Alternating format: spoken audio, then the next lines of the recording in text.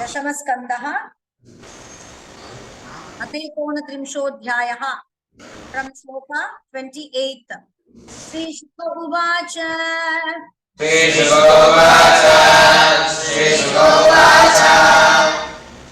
इति विप्रियमाकर्ण्य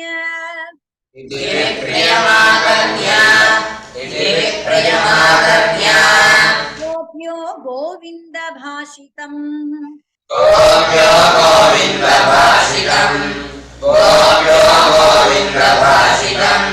विषन्ना भग्नसङ्कल्पाः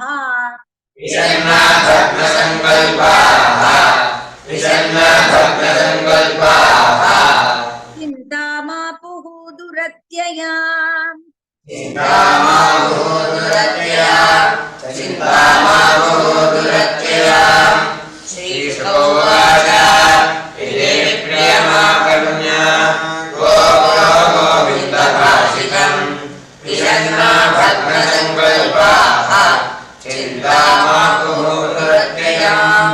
कृत्वा मुखान्यवशुचश्वसनेन शुष्यत्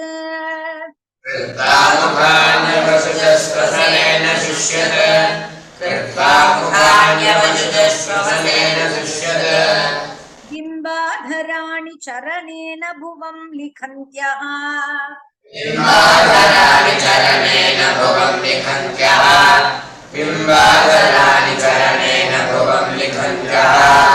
अस्त्रैरुपातमशिभिः कुचकुङ्कुमानि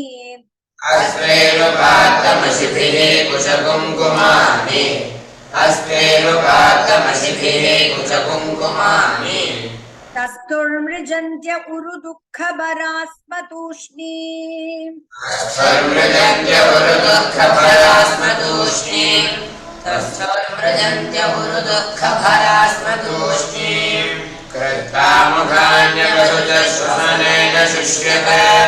बिम्बाधराणि चरणेन भुवं लिखन्त्यः अस्त्रैरुपातमशिभिः कुचकुङ्कुमानि तस्थुर्मृजन्त्य उरुदुःखभरास्मतूष्णीम् प्रेष्टं प्रियेतरमिव प्रतिभाषमानम्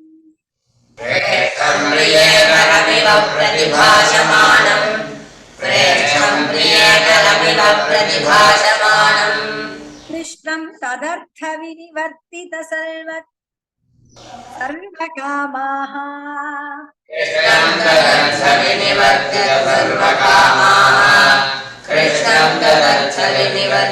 सर्वकामाः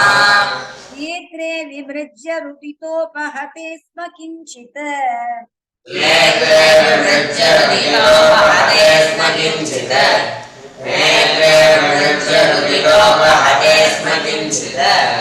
संरम्भगद्गदगिरो ब्रुवतानुरक्ताः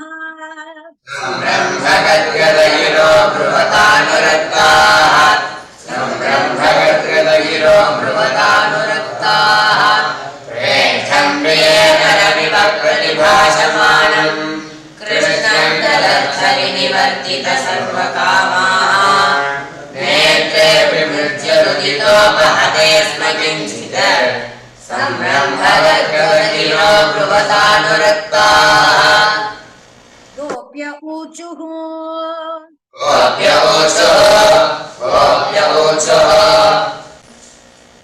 मैवं विभोर्हति भवान्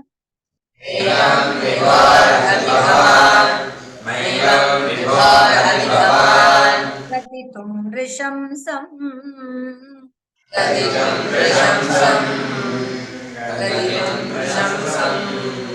सन्त्यज्य सर्वविषयान्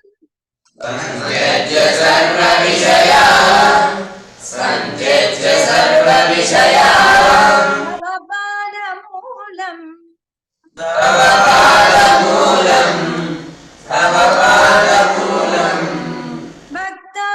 भजस्व दुरवग्रह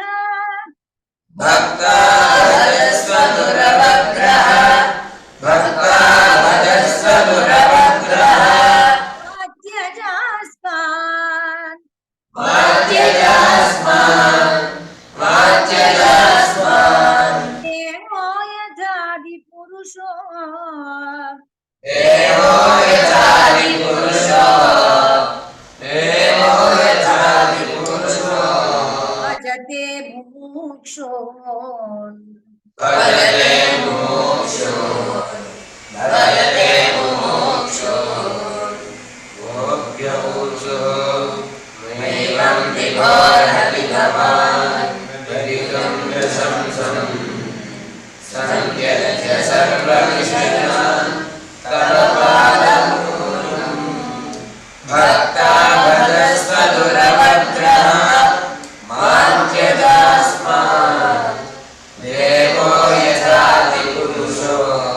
भजते मुमुक्षून् यत्पत्यपत्य सुहृदाम् यत्पत्यपत्य सुहृदाम् यत्पत्यपत्य सुहृदाम् अनुवृत्तिरङ्ग अनुवृत्तिरङ्ग अनुवृत्तिरङ्ग स्त्रीणां स्वधर्म इति स्त्रीणां स्वधर्म इति स्त्रीणां स्वधर्म इति धर्मविदात्वयोक्तम् धर्मविदात्वयोक्तम् धर्मविदात्वयोक्तम् अस्त्वेवमेतदुपदेश अस्त्वेवमेतदुपदेश अस्त्वेवमेतदुपदेश पदे त्वयीशे पदे त्वयीशे पदे त्वयीशे श्रेष्ठो भवान् तनुभृताम् श्रेष्ठो भवान् तनुभृताम् श्रेष्ठो भवान् तनुभृताम् नीलबन्धुरात्मा नीलबन्धुरात्मा नीलबन्धुरात्मा यत्पत्यपत्य सुहृदाम् अनुवृत्तिरङ्ग स्त्रीणां स्वधर्म इति धर्मविदात्वयोक्तम् अस्त्वेवमेतदुपदेश पदे त्वयीशे प्रेष्ठो भवान् तनुभृताम् किल बन्धुरात्मा कुर्वन्ति हि त्वयि रतिम् कुर्वन्ति हि त्वयि रतिम् कुर्वन्ति हि त्वयि रतिम् कुशलास्व आत्मन् कुशलास्व आत्मन् कुशलास्व आत्मन् नित्यप्रिये नित्यप्रिये नित्यप्रिये सुतादिविरार्तिदैक्यम् प्रतिसुतादिभिरार्तिदैक्यम् प्रतिसुतादिभिरार्तिदैक्यम् तन्नः प्रसीद परमेश्वर तन्नः प्रसीद परमेश्वर तन्नः प्रसीद परमेश्वर आत्मचिन्त्या मास्मचिन्त्या मास्मचिन्त्या आशामृतां त्वयि चिरात् आशामृतां त्वयि चिरात् आशामृतां त्वयि चिरात् अरविन्दनेत्र अरविन्दनेत्र अरविन्दनेत्र कुर्वन्ति हि त्वयि रतिम् कुशलास्व आत्मन् नित्यप्रिये परिसुतादिभिरार्तिदैक्यम् तन्नः प्रसीद परमेश्वर मास्मचिन्त्या आशामृतां त्वयि चिरात् अरविन्दनेत्र चित्तं सुखेन भवतापहृतं गृहेषु चित्तं सुखेन भवतापहृतं गृहेषु चित्तं सुखेन भवतापहृतं गृहेषु यन्निर्विशत्युतकरामपि गृह्य कृत्ये यन्निर्विशत्युतकरामपि गृह्य कृत्ये यन्निर्विशत्युतकरामपि गृह्य कृत्ये पादो पदं न चलतस्तव पादमूलात्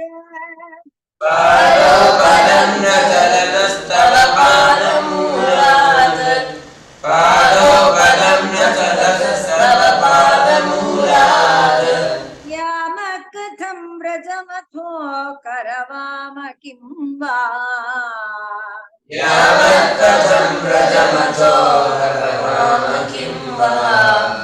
यावत्कथं व्रजमथो हरराम किं वा चित्तं सुखेन भवता परितं गृहेषु यन्निर्विशत्युतकरावपि कृत्ये पादोपदं न चलतस्तव पादमूलात् यामः कथं व्रजमथो हरराम किं वा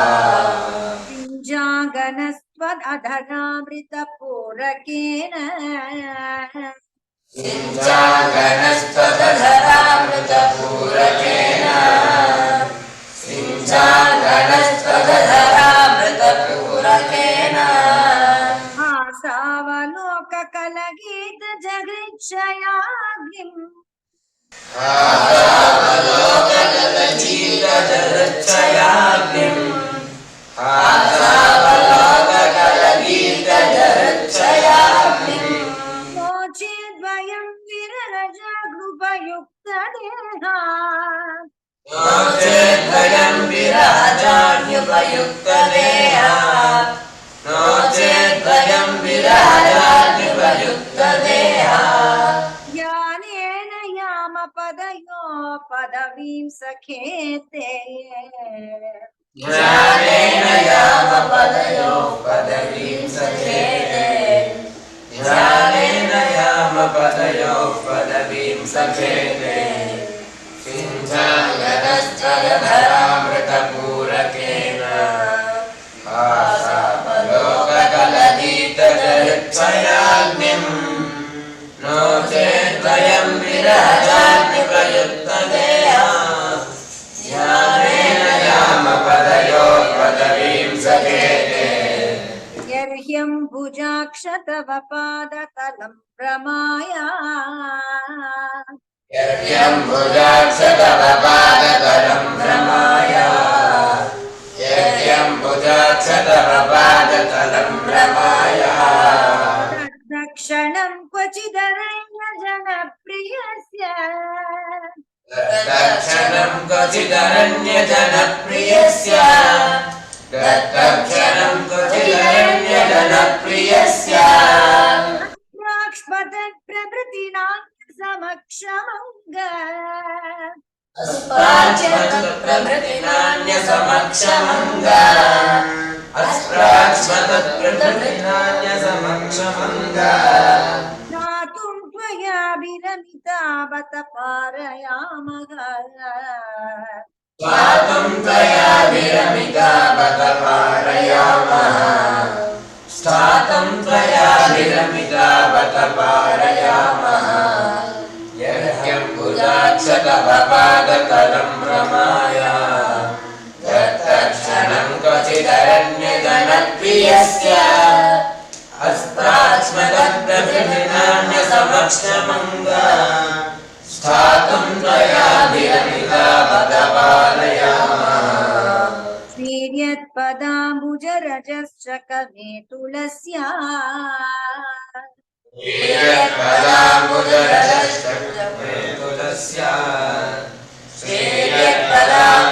श्रीयत्पदाम्बुजरजस्तमे तुलस्या तद्वापि वक्षसि पदं किल भृत्यजुष्टम् तद्वापि वक्षसि पदं किल भृत्यजुष्टम् तद्वापि वक्षसि पदं किल भृत्यजुष्टम् यस्यास्ववीक्षणकृतन्यसुरः प्रयासः यस्यासवीक्षणकृतेऽन्यसुरप्रयासः यस्यासवीक्षणकृतेऽन्यसुरप्रयासः तद्वद्वयं च तव पादरजः प्रपन्नाः तद्वद्वयं च तव पादरजः प्रपन्नाः तद्वद्वयं च तव पादरजः प्रपन्नाः श्रीयत्पदाम्बुजरजस्तकमे तुलस्याः लब्ध्वापि रक्षसि पदं किल भृत्यजुष्टम् यस्यासवीक्षणकृतेऽन्यसुरप्रयासः तद्वद्वयं च तव पादरजः प्रपन्नाः तन्नः प्रसीद वृजिनार्दन तेऽङ्घ्रिमूलम् तन्नः प्रसीद वृजिनार्दन तेऽङ्घ्रिमूलम् तन्नः प्रसीद वृजिनार्दन तेऽङ्घ्रिमूलम् प्राप्ता विसृज्य वसति स्वदुपासनाशाः प्राप्ता विसृज्य वसति त्वदुपासनाशाः प्राप्ता विसृज्य वसति त्वदुपासनाशाः त्वत्सुन्दरस्मितनिरीक्षण तीव्रकाम त्वत्सुन्दरस्मितनिरीक्षण तीव्रकाम त्वत्सुन्दरस्मितनिरीक्षण तीव्रकाम तप्तात्मना पुरुषभूषणा देहि दास्यम् तप्तात्मना पुरुषभूषणा देहि दास्यम् तप्तात्मना पुरुषभूषणा देहि दास्यम् तन्नः प्रसीद वृजिनार्दन तेऽङ्घ्रिमूलम् प्राप्ता विसृज्य वसति त्वदुपासनाशाः त्वत्सुन्दरस्मितनिरीक्षण तीव्रकामः तप्तात्मनां पुरुषभूषणा देहि दास्यम् वीक्ष्यालकावृतमुखं तव कुण्डलश्री वीक्षालकावृतमुखं तव कुण्डलश्री वीक्षालकावृतमुखं तव कुण्डलश्री गण्डस्थलाधरसुदं हसितावलोकम् गण्डस्थलाधरसुधं हसितावलोकम् गण्डस्थलाधरसुधं हसितावलोकम् दत्ताभयं च भुजदण्डयुगं विलोक्य दत्ताभयं च भुजदण्डयुगं विलोक्य दत्ताभयं च भुजदण्डयुगं विलोक्य वक्षश्रिये करमणं च भवामदास्यः वक्षश्रीकरमणं च भवामदास्यः वक्षश्रीकरमणं च भवामदास्यः दीक्षालकावृतमुखं तव कुण्डलश्री गण्डस्थलाधरसुधं हसितावलोकम् दत्ताभयं च भुजदण्डयुगं विलोक्य वक्षश्रीकरमणं च भवामदास्यः कास्यङ्गते कलपदायतमूर्च्छितेन कास्यङ्गते कलपदायतमूर्च्छितेन कास्यङ्गते कलपदायतमूर्च्छितेन सम्मोहितार्यचरितान्न चले त्रिलोक्या सम्मोहितार्यचरितान्न चले त्रिलोक्या सम्मोहितार्यचरितान्न चले त्रिलोक्या त्रैलोक्यसौभगमिदं च निरीक्ष्य रूपम् त्रैलोक्यसौभगमिदं च निरीक्ष्य रूपम् त्रैलोक्यसौभगमिदं च निरीक्ष्य रूपम् यद्गोद्विजद्रुममृगाः पुलकान्यबिभ्रन् गोद्विजद्रुममृगाः पुलकान्यबिभ्रन् यद्गोद्विजद्रुममृगाः पुलकान्यबिभ्रन् कास्यङ्गते कलपदायतमूर्च्छितेन सम्मोहितार्यचरितान्न चले त्रिलोक्याम् त्रैलोक्यसौभगमिदं च निरीक्ष्य रूपम् यद्गोद्विजद्रुममृगाः पुलकान्यबिभ्रन् त्यक्तं भवान् व्रजभयार्तिहरोऽभिजातो त्यक्तं भवान् व्रजभयार्तिहरोऽभिजातो त्यक्तं भवान् व्रजभयार्तिहरोऽभिजातो देवो यथादिपुरुषः सुरलोकगोप्ता देवो यथादिपुरुषः सुरलोकगोप्ता देवो यथादिपुरुषः सुरलोकगोप्ता तन्नो निदेहि करपङ्कजम् मार्तबन्धो तन्नो निधेहितरपङ्कजमार्तबन्धो तन्नो निधेहितरपङ्कजमार्तबन्धो तप्तस्तनेषु च शिरस्सु च किङ्करीणाम् तप्तस्तनेषु च शिरस्सु च किङ्करीणाम् तप्तस्तनेषु च शिरस्सु च किङ्करीणाम् यक्तं भवान् व्रतभयातिहरोऽभिजातो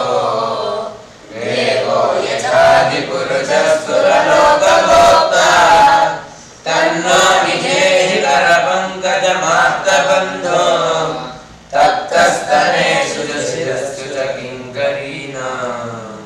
श्रीहरये नमः श्रीहरये नमः श्री हरे नमः श्री हरे